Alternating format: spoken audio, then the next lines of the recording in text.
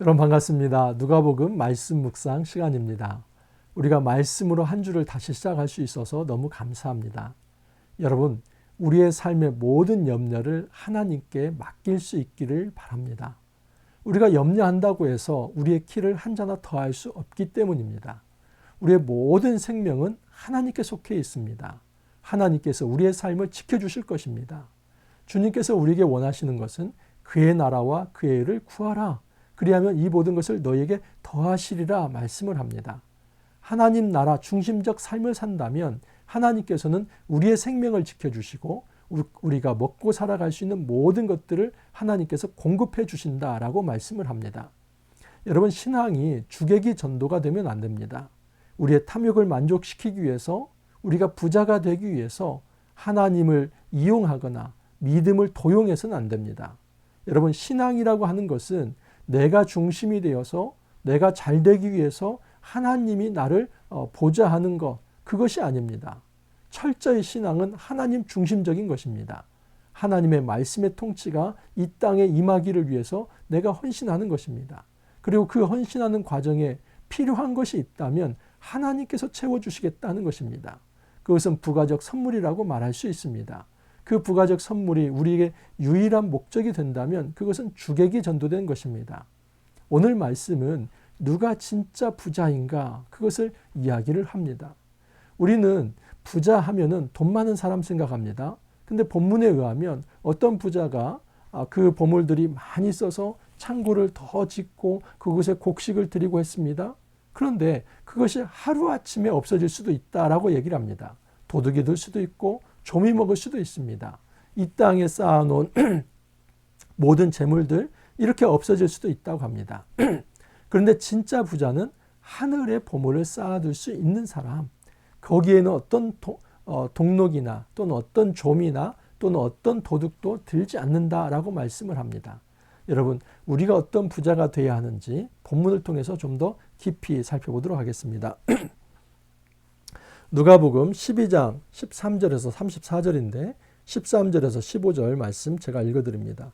무리 중에 한 사람이 이르되 선생님, 내 형을 명하여 유산을 나와 나누게 하소서 하니 이르시되 이 사람이 누가 나를 너희의 재판장이나 물건 나누는 자로 세웠느냐 하시고 그들에게 이르시되 삼가 모든 탐심을 물리치라. 사람의 생명이 그 소유에 넉넉한 데 있지 아니하리라 하시고, 무리 중에 어떤 한 사람이 예수님께 나와서 구합니다. 그것은 뭐냐면 유산을 좀 나누는데 재판장이 되어 주십시오 얘기를 합니다. 그런데 예수님께서 단호하게 거절합니다. 나는 너희들의 그 탐심에 입각한 이 유산 나누는 일에 재판장이 되고 싶지 않다라고 얘기를 합니다. 그러면서 예수님께서는 모든 탐심을 물리치라.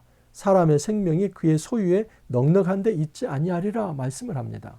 이 탐심을 얘기하면서 정말 중요한 것은 바로 어떤 재물이 아니라 진짜 중요한 것은 생명이다라고 얘기를 합니다. 이 탐심과 생명을 연결시킵니다. 근데 이 말씀이 22절로 연결됩니다. 또 제자들에게 이르시되 그러므로 내가 너희에게 이르노니 너희 목숨을 위하여 무엇을 먹을까, 몸을 위하여 무엇을 입을까 염려하지 말라. 여기서는 목숨, 생명이 나옵니다. 그 생명을 위하여 무엇을 먹을까, 무엇을 위하여 입을까는 염려하는 이 염려의 문제와 연결시킵니다. 지금 15절에서는 생명과 탐심의 문제가 연결되고 22절에서는 그 생명과 염려의 문제가 연결됩니다. 그렇기 때문에 이 22절의 염려라고 하는 것이 단지 의식주에 대한 고민은 아니다라고 말할 수 있습니다. 여러분, 우리가 살아가면서 의식주 고민하지 않을 수 있습니까? 저 고민합니다. 여러분, 무엇을 먹을까, 무엇을 입을까, 또 이제 어디에서 자야 할까, 이거 염려되는 것이죠. 얼마 전에 저희 집도 이사를 했습니다. 전셋값이 올라갈 때 당연히 고민이 되는 것입니다. 이 최소한의 이 생계와 또는 어떤 의식주 해결을 위해서 우리가 고민해서는 안 된다. 그런 이상적인 이야기를 하는 것이 결코 아닙니다. 중요한 것은 15절에 생명과 탐심을 연결시키면서 22절에서는 그 생명이 염려와 연결되면서 과연 그 염려라고 하는 것이 단순한 이 먹고 사는 어떤 경제 활동에 대한 어떤 고민 이 정도가 아니라 그 염려가 탐심과 연결되어 있을 때 문제가 된다는 것입니다. 여러분, 우리가 세상 살아가면서 어떻게 스트레스를 받지 않을 수 있습니까? 어떤 모든 일에 대해서 어떻게 고민하지 않을 수 있습니까? 주님께서는 이 최소한의 고민과 스트레스를 받는 것, 이것을 정죄하는 것이 아니라 그 염려가 불신과 탐심과 연결된다면 그것이 문제가 된다는 겁니다. 그것을 이제 해설하기 위해서 하나의 예를 든 겁니다. 그래서 16절에서 21절까지 이런 예가 있습니다. 또 비유로 그들에게 말하여 이르시되 한 부자가 그 밭에 소출이 풍성하매 심중에 생각하여 이르되 내가 곡식 쌓아둘 곳이 없으니 어찌할까 하고 또 이르되 내가 이렇게 하리라 내 곡간을 헐고 더 크게 짓고 내 모든 곡식과 물건을 거기 쌓아두리라. 또 내가 내 영혼에게 이르되 영혼아 여러 해 쓸 물건을 많이 쌓아두었으니 평안히 쉬고 먹고 마시고 즐거워하자 하리라 하되 하나님은 이르시되 어리석은 자여 오늘 밤에 내 영혼을 도로 찾으리니 그러면 내 준비한 것이 누구의 것이 되겠느냐 하셨으니 자기를 위하여 재물을 쌓아두고 하나님께 대하여 부유하지 못한 자가 이와 같으리라. 이것은 한 부자가 굉장히 어리석다 하는 비유를 듭니다. 그 이유는 무엇이냐면 그 부자는 마음에 이런 생각을 했습니다. 내가 곡식을 많이 얻었는데 그 곡식을 쌓아둘 곳이 없으니까 창고를 만들자. 그러면 그 창고에 더 많은 곡식을 이제 저장할 수 있다. 그래서 이 한 부자의 유일한 일념은 무엇이냐면 축적입니다. 나에게 들어온 곡식을 잘 쌓고 쌓는 거. 그래서 부자라고 하는 것은 축적을 많이 하면 그게 부자라고 생각을 했습니다. 많은 사람들 오늘날 이 시대도 그렇지 않습니까? 내게 들어온 재물을 밖으로 흘려보내지 않고 축적을 하면 그게 부자가 된다. 그런데 하나님께서는 여기에 대해서 반론을 제기합니다. 아무리 그렇게 많은 재물을 쌓고 축적을 했다고 하지만 그 사람의 생명을 하나님이 가져가신다고 한다면 그 재물이라고 하는 것이 무슨 의미가 있겠느냐 그 얘기를 합니다. 여러분 그렇지 않습니까? 재물이 중요합니까? 생명이 중요합니까? 아무리 억만금을 창고에 쌓았다 할지라도 그 생명이 오늘 떠난다면 그 억만금이 그 사람에게 무슨 의미가 있습니까? 그래서 정말 지혜로운 자는 자기를 위해서 이 재물을 창고에 쌓아두는 자가 아니라는 것을 얘기를 합니다. 21절이 굉장히 중요합니다. 자기를 위하여 재물을 쌓아두고 하나님께 대하여 부여하지 못한 자가 이와 같으리라. 바로 이 사람은 진짜 부자가 아니라 거지라는 겁니다. 자기를 위해서 축적하고 그러다가 결국은 그 재물 놔두고 떠나가는 사람이 있다면 그 사람은 정말 어리석은 사람이고 이 세상에서 가난한 자, 매우 거지와 같은 자라고 얘기를 합니다. 여러분 하나님 보시기에는 이 세상의 부자가 진짜 거지가 될 수 있습니다. 왜냐하면 그 사람에게서 문제는 뭐냐면 자기를 위하여입니다. 이것이 바로 탐심입니다. 어떤 무리 중에 한 사람이 예수님께 나왔습니다. 유산 문제를 놓고 이 아버지가 나에게 남겨놓으시는 이 유산, 지금 형제와 지금 다툼이 있는데 이 유산 다툼에 있어서 재판장이 좀 되어주십시오. 예수님이 단호하게 거부합니다. 왜냐하면 그들은 지금 탐심을 가지고 그 마음의 탐욕 때문에 싸움을 하고 있기 때문입니다. 하나님께서 원하시는 것은 그 탐심을 내려놓으라는 겁니다. 그 탐심을 내려놓지 않는다면 너희들의 염려도 해결되지 않는다는 겁니다. 그러므로 22절에 나와 있는 이 염려라고 하는 것은 단순한 살아가면서 고민되고 스트레스 받는 것 이것 정도가 아니라 탐심과 연결되어 있고 불신앙과 연결되어 있다는 겁니다. 여러분 진짜 염려하는 사람들 어떤 사람들인지 아십니까? 그것은 예수를 믿지 않는 사람들입니다. 하나님을 신뢰하지 않는 사람들입니다. 하나님을 신뢰하지 않는 사람들은 자기 자원을 자기가 만들고 자기가 축적해야만 직성이 풀립니다. 그리고 그것이 안심이 됩니다. 여러분 돈에 눈이 먼 사람들은 돈이 수중에 없잖아요. 그러면 마음에 근심이 있습니다. 고민이 됩니다. 그냥 이 수전증 환자처럼 손이 떨립니다. 가슴이 벌렁벌렁하고 내가 어떻게 살아가야 할지 고민을 합니다. 이 모든 것이 어디에서 오냐면 하나님을 절적으로 신뢰하지 않는 데서 생깁니다. 하나님을 신뢰하지 않는 자? 그러면 누구를 신뢰하겠습니까? 자기를 신뢰합니다. 자기 능력을 신뢰합니다. 자기의 재산을 신뢰하고 자기가 그간 모아왔던 업적과 어떤 재물과 어떤 물질과 사람 네트워크 이런 것들을 신뢰합니다. 근데 그런 것들이 마치 역피라미드처럼 그냥 후 불면 넘어갈 수 있는 겁니다. 역피라미드 생각해 보셨습니까? 이 피라미드라는 게 이렇게 되면 그 삼각형은 안정적인 구조이기 때문에 잘 넘어지지 않습니다. 근데 꼭지점이 밑에가 있고 위로 뻗어가는, 그래서 올라갈수록 넓어지는 게 있다고 한다면 아무리 중심을 잘 잡아도 누군가 톡 밀면 넘어질 수 있는 겁니다. 우리 인생 중에서 정말 하나님을 불신하고 하나님 중심에서 떠나서 내가 중심이 되어서 모든 생명의 자원을 내가 챙겨서 내가 벌어먹고 살아간다는 이 의식을 가지고 있는 사람은 늘 고민하게 되어 있습니다.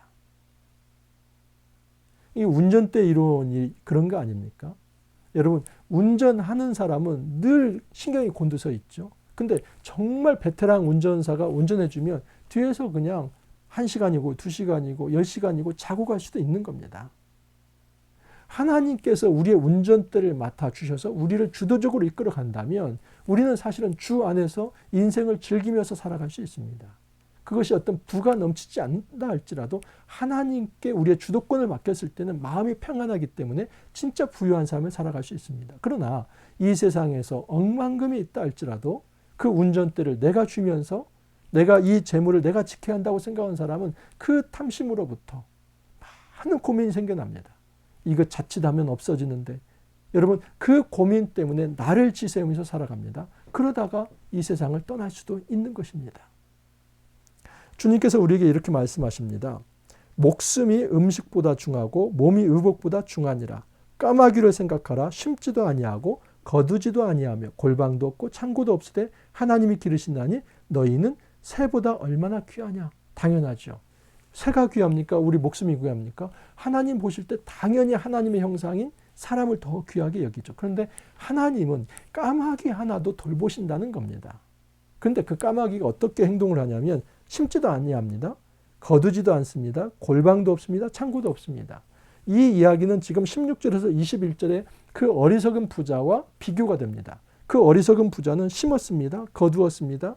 또 창고를 마련했습니다. 그것을 많이 축적했습니다. 그런데 그렇게 자기 힘으로 축적한 그 어리석은 부자는 참으로 비참하게 생을 마칠 수 있지만 자기가 심지도 않고 거두지도 않고 창고도 없는 이 골방도 없는 이 까마귀 한 마리도 하나님이 붙드신다면 평안할 수 있다는 겁니다. 여러분, 하나님이 까마귀를 붙들어서 그 까마귀도 하나님의 돌봄 속에 살아간다면 사람은 어떻겠습니까? 이것을 믿는 것이 신앙입니다. 우리는 믿음하면 예수를 믿습니다. 이것만 생각합니다. 아니요. 진짜 믿음은 사실은 우리의 삶의 모든 자리에서 특별히 우리 호주머니가 회개하는 것, 그것이 진짜 믿음입니다.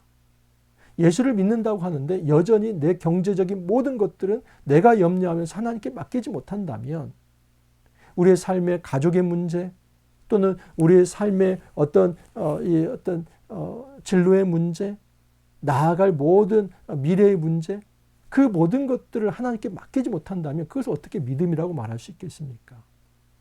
진짜 믿음은 맡기는 것입니다. 25절 이하도 또 너희 중에 누가 염려함으로 그 키를 한 자라도 더할 수 있느냐. 여기 한 자는 46cm입니다. 아유, 그 46cm 엄청나게 큰 거죠. 근데 사실은 여러분 이 키라고 하는 것이 헬리키아라고 하는 이 헬라어인데 이것은 나이나 수명을 이야기하기도 합니다. 그래서 문학적 표현을 한다면 이 너희의 전체 인생에서 그 80이 되든 100이 되든 그 나이를 어떻게 한 자라도 더 늘릴 수 있느냐. 이 46cm는 사실은 어떻게 보면 작은 치수입니다. 어떤 굉장히 긴 80평생 100세가 된다고 한다면. 그래서 이것은 문학적 표현으로 너희의 생명을 단 한 자라도, 단 조금이라도, 단 1시간이라도 너희 힘으로 늘릴 수 있는 것은 아니다. 그것을 얘기하는 것입니다. 어떻게 해요? 그 생명은 하나님이 지켜주신다는 겁니다. 백합화도 마찬가지입니다. 그 백합화, 여러분 솔로몬의 옷보다도 더 귀하지 않습니까? 근데 그 지켜주시지 않습니까? 그렇다면 여러분 그보다도 더 놀라운 하나님의 사람, 하나님의 형상, 하나님이 지켜주시지 않겠느냐? 반문하는 것입니다. 너희는 무엇을 먹을까, 무엇을 마실까 하여 구하지 말며 근심하지 말라. 그래서 아까 말씀드렸죠. 무엇을 먹을까, 무엇을 마실까 하는 것은 단지 우리 생계에 대한 고민 정도가 아니라 이것은 탐심과 불신앙의 소산이다 하는 이 탐심과 불신앙의 소산이 된 이 근심과 염려는 그것은 굉장히 문제가 되는 것입니다. 하나님께서는 이거 하지 말라는 겁니다. 오히려 그 대신에 이 모든 것은 세상 백성들이 구하는 것이라 이런 것이 너에게 있어야 할 것을 아시느니라. 중요한 사실은 하나님께서 먹고 마시고 잠자는 이 문제가 하나님도 아시는 문제라는 겁니다. 하나님께서 이것을 과소평가하는 것이 아니라 너희들의 삶에 있어서 그것이 매우 필요하고 요긴한 건데 그것은 하나님께서 알아서 책임져 주시겠다 말씀을 합니다. 다만 너희는 그의 나라를 구하라. 그리하면 이런 것들을 너희에게 더하시리라. 여기서 마태복음 6장 33절에서도 나와 있습니다. 이 산상수훈에서도 이 말씀이 굉장히 중요한 키워드입니다. 이 하나님 앞에 신앙이라고 하는 것은 그의 나라, 하나님 나라를 구하는 것이다. 그러면 하나님께서 나머지의 것을 책임져 주신다. 그래서 어떤 우리가 이 부가적인 것에 더 욕심을 내고 그것을 성취하기 위해서 하나님 나라를 훼손하는 삶이 아니라 하나님 나라를 중심으로 나의 모든 것을 헌신할 때 하나님은 우리의 모든 삶을, 특별히 우리 생명을 책임져 주시겠다 하는 것이 성경 말씀입니다.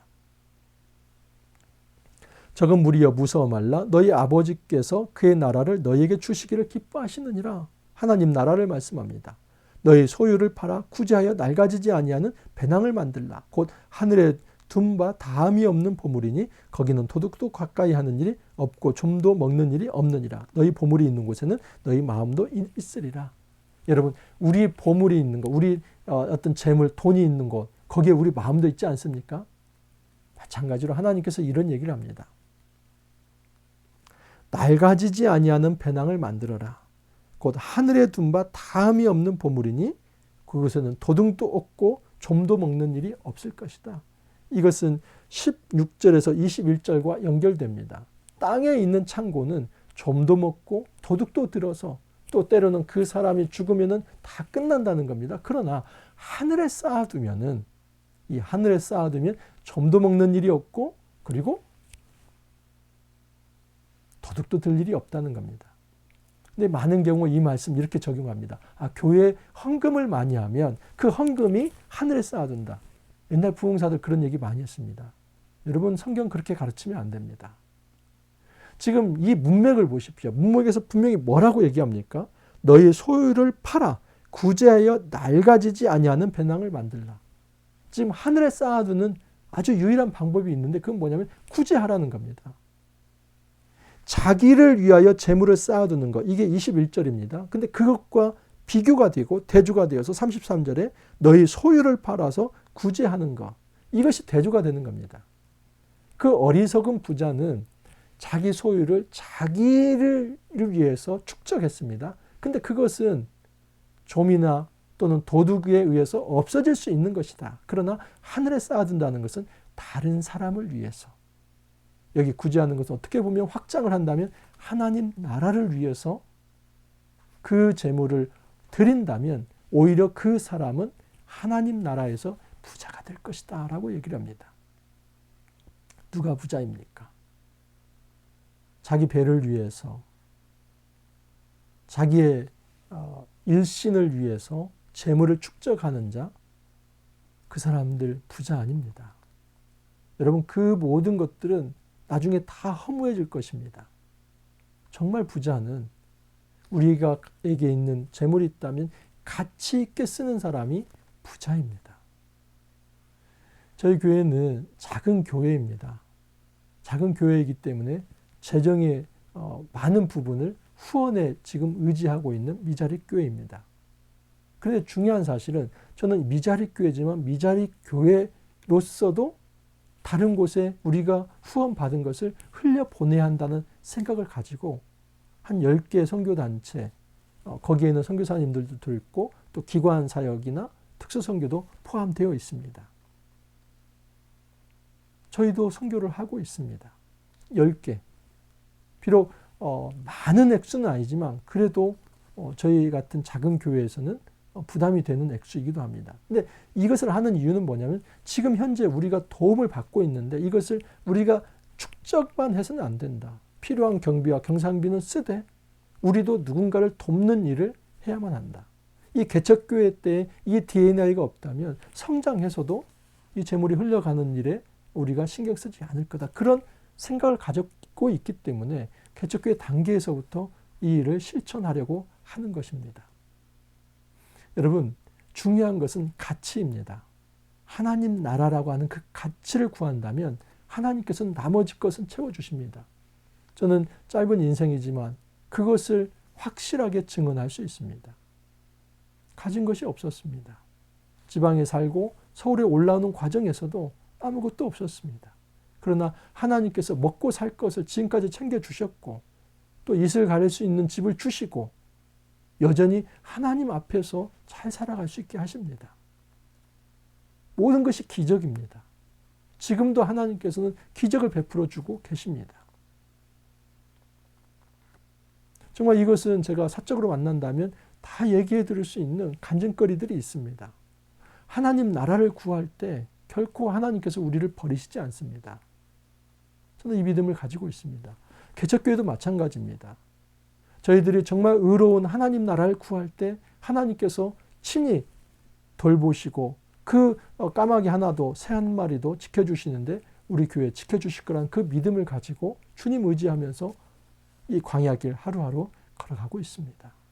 진짜 부자는 하나님 안에서 평안을 누리는 자입니다. 내가 운전대를 쥐고 내가 축적하고 내가 벌어서 내 힘으로 살아간다는 사람, 여러분 정말 부자이지 않습니다. 진짜 부자는 그 하나님의 이 하늘 창고로부터 부어주시는 그 하늘의 자원과 그 생명의 자원을 받아 누리는 자.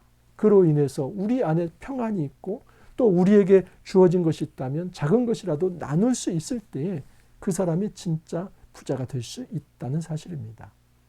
여러분 이 땅에서 우리가 영적으로 그렇게 정말 하나님 보시기에 가난한 자가 되지 말기를 바랍니다. 정말 하나님 보시기에 주님이 기뻐하실 만한 그런 거룩한 부자가 되기를 간절히 소망합니다. 함께 기도합니다. 주님 감사합니다. 세상에서는 돈이 많은 자를 부자라고 말을 합니다. 그러나 하나님께서 말씀하시는 진정한 지혜로운 부자는 우리가 가진 것을 통해서 다른 사람에게 나눌 수 있는 구제하며 하나님 나라를 구할 수 있는 그러한 사람이 하늘의 보물을 쌓아두는 자다라고 말씀하시고 그러한 인생을 사는 자 하나님께서 평생 지켜주시겠다 말씀을 하십니다. 주님 우리의 삶 속에서 우리의 입술의 고백이 단지 예수 믿는다는 그런 교리적 고백에서 끝나지 않게 하옵소서. 우리의 모든 삶의 자리 특별히 경제와 물질에 있어서도 정말 신앙 고백이 이어져서 하나님 나라를 위해서 헌신할 때에 하나님께서 모든 것을 채워주시는 그 거룩한 체험을 친히 저희들이 맛볼 수 있도록 주님 축복하여 주옵소서. 감사하고 예수님 이름으로 기도하옵나이다. 아멘. 감사합니다. 또 한 주 우리가 말씀으로 시작했습니다. 이번 주간에는 또 설 연휴도 있습니다. 정상적으로 금요일까지 말씀을 또 묵상해서 올려드리도록 하겠습니다. 이번 한 주도 여러분 말씀으로 승리할 수 있기를 바랍니다. 파이팅입니다. 감사합니다.